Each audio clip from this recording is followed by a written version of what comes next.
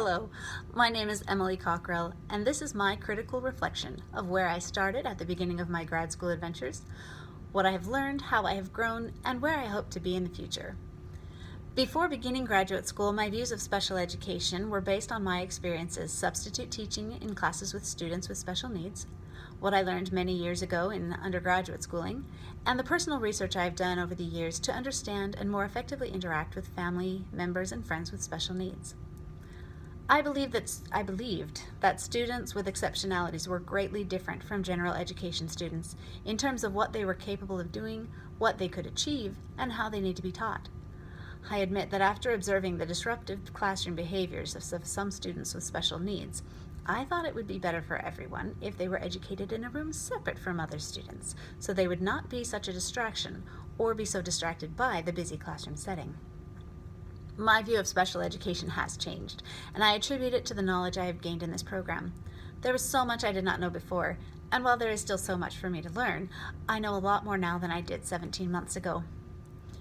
I believe the purpose of education is to help students acquire knowledge and skills that enable them to make a good life for themselves and to help create a good life for the world, a good world for everyone. I am using and will continue to use the knowledge I have gained through my studies in grad school to help create a better world for my students by helping them increase in knowledge and skills so they in turn can create good lives for themselves and help create a good world for everyone as productive and caring citizens. The CEC standards and PLOs of the Master's Program for Special Education provide a good outline for what I have learned. PLO 1 and CEC Standards 1 and 6 talk about laws in special education. I was unaware of the legal constraints governing the special education program. I thought that teachers were just left to do the best they could in educating their students with special needs.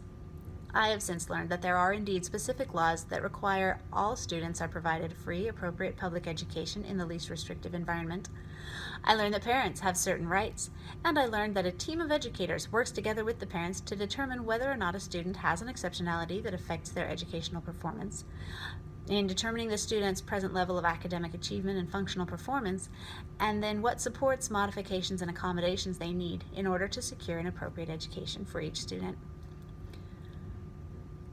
PLO 5 and CEC Standard 2 talk about creating a culturally diverse classroom that meets the needs of all students. I had considered language as a barrier. Obviously, if you don't speak the language of the class you're in, it's going to cause some interesting problems. But I hadn't really ever thought that cultural differences can have such an impact on student learning. I have since learned in this program that curriculum and teacher expectations can be biased. I learned that students' behaviors that are different from the dominant culture's general expectations are often misdiagnosed as learning disabilities, and that the same thing happens with language differences. I now work to ensure that in determining the needs of my students, I do not mistake cultural differences for weaknesses. PLO 4, CEC, and CEC Standard 4 talk about assessments. I grew up thinking that tests were for a grade to show what you've learned or haven't learned, whether you passed or failed, whether you succeeded or didn't. Now I know that they are much more important than just that there is much more information we can glean from assessments. We can use them for monitoring student growth after we use them to determine the student's current levels of ability. We start by finding out the student's baseline. What does the student currently know? What does the student not know? From there, we can teach the students in ways that they need. And as we teach them, we continue to administer assessments and use those scores to determine if they're progressing or struggling and how they're doing as we are implementing teaching strategies.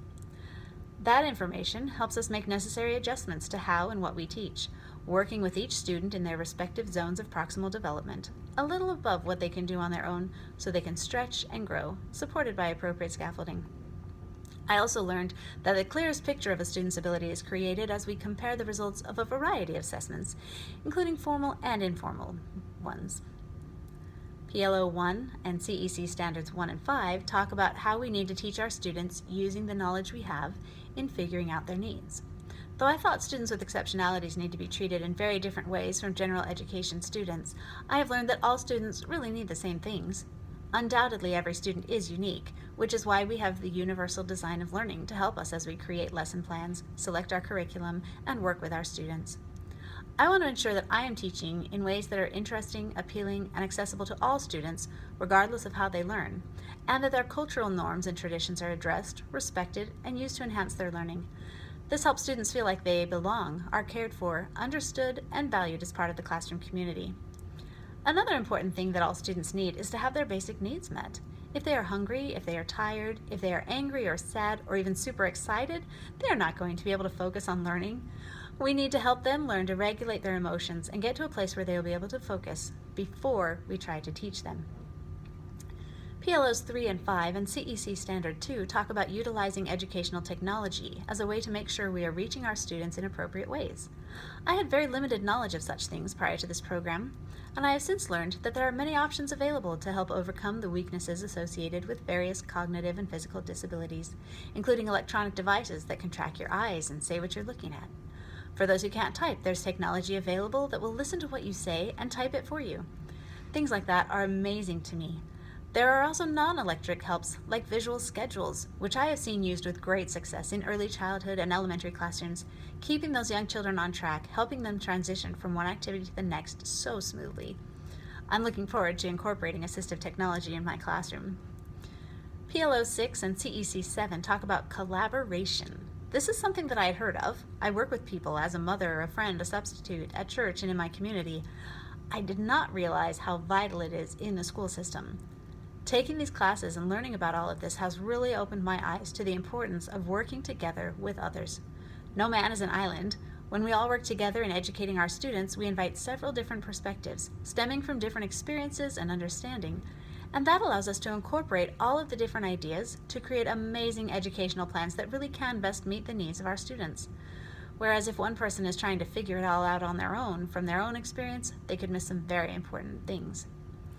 As Cook and Friend said in Interactions, Collaboration Skills for School Professionals back in 2017, these partnerships are significant because they increase student academic, social, and behavioral performance. As we all work together, school staff, parents, medical personnel, and others, we create a holistic plan that helps the students achieve their goals in the most effective and meaningful ways. In working through this master's degree program, I have filled in many gaps in my knowledge and improved my understanding of students with exceptionalities and how best to work with them in helping them achieve their academic, behavioral, and social emotional goals. Because of what I have learned, I have been more diligent about ensuring class activities and lessons are created to incorporate the different cultures and learning styles of my students so that each one has the opportunity to learn in meaningful ways. Because, according to Armstrong, in Culturally Responsive Teaching in Early Childhood Education, 4 ways to validate and affirm young students' cultures in meaningful ways, which can boost their engagement and motivation, in 2020, as children's own culture is validated and affirmed, their engagement and motivation improve.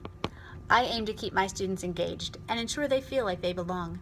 I want them to be able to relate to our lessons and be active and respectful members of our classroom culture.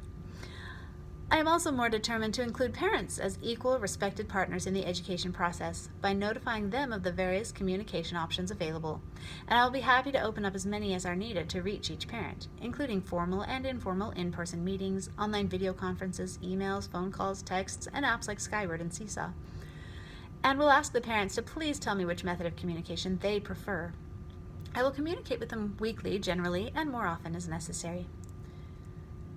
In 5 to 10 years, I see myself a well-established special education teacher, though I'm not sure at what grade level, working diligently to ensure the students in my care are receiving proper services best suited to meet their needs and in accordance to the laws. I plan to be a trusted and valued resource for families as they navigate the school system and beyond, helping their child with exceptionalities reach their full potential. I will work to make changes as I discover weaknesses or misunderstandings in the special education system, and do what I can to streamline the processes without losing any validity, accuracy, or reliability. I currently have a dream of becoming something like a special education secretary for a large school or a small district, where I work with all of the students with special needs.